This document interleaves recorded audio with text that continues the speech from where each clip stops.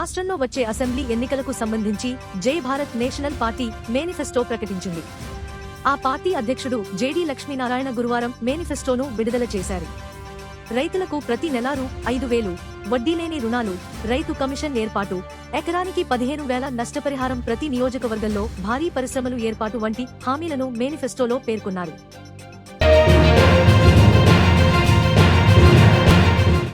ఏపీలో మరోసారి వైసీపీ అధికారంలోకి రావడం ఖాయమని ఆ పార్టీ నేత సజ్జల రామకృష్ణారెడ్డి ధీమా వ్యక్తం చేశారు.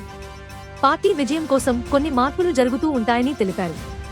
ఈ నెల 27 నుంచి వరుస సభలు ఉంటాయని, 27న భీమిలిలో సీఎం జగన్ తొలి సభ ఉంటుందని పేర్కొన్నారు.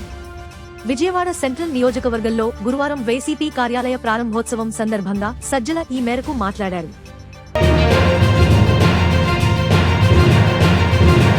ఏపీలో మారుమూల గిరిజన ప్రాంతాలకు సమర్థవంతమైన టెలికాం సేవలు అందించేందుకు ఏర్పాటు చేసిన 300 సెల్ టవర్లు ఎయిర్టెల్ 136, జియో 164 ప్రారంభమయ్యాయి. గురువారం క్యాంపు కార్యాలయం నుంచి వర్చువల్ విధానంలో సీఎం జగన్ ఈ టవర్లను ప్రారంభించారు.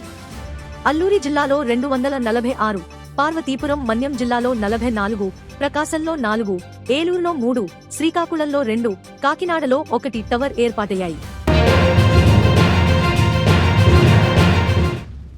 టీడీపీ అధినేత చంద్రబాబుపై వైసీపీ నేత సజ్జల రామకృష్ణారెడ్డి సంచలన వ్యాఖ్యలు చేశారు. గుంటూరు, విజయవాడకు చంద్రబాబు ఉరివేశారని ఆరోపించారు.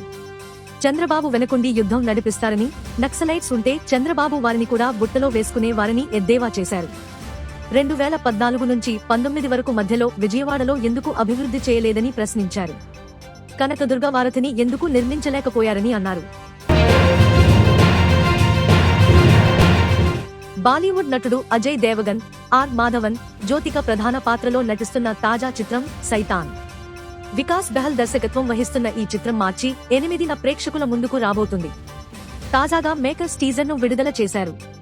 ఈ టీజర్ గమనిస్తే చేతబడి కాన్సెప్ట్ ఆధారంగా ఈ సినిమా రానున్నట్లు తెలుస్తోంది. ఈ ట్రైలర్ ఆసక్తికరంగా ఉంది. ప్రేక్షకుల్లో మంచి హైప్ క్రియేట్ చేస్తోంది.